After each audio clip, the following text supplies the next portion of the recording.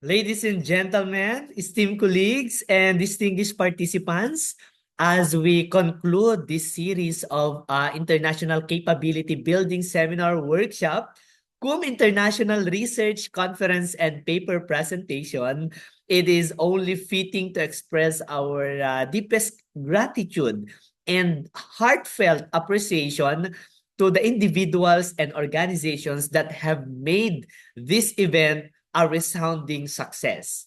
First and foremost, we extend our sincere thanks to the Educational Research Center Incorporation, re-embracing the culture of research, or the EdCore, for their visionary organizing behind this gathering.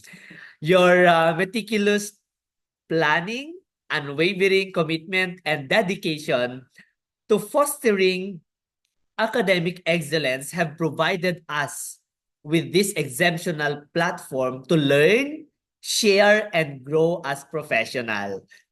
We also wish to highlight our profound appreciation for our very knowledgeable and energetic resource speaker, no other than Dr. Imelda M. Flores, the Professor 1 of the Batangas State University. Because of her expertise, dynamic delivery, and passion for education, have truly captivated and inspired us throughout this event or seminar. The insight and strategies integrate or she shared will undoubtedly empower us to advance in our respective fields and elevate the quality of our work. To all the participants, thank you for your active engagement, thoughtful contributions, and dedication to continuous learning. Together, we have built a network of ideas and collaboration that will drive innovations and impact in our respective areas. As we part ways, let us carry the knowledge and the connections gained here with a renewed sense of purpose and determination.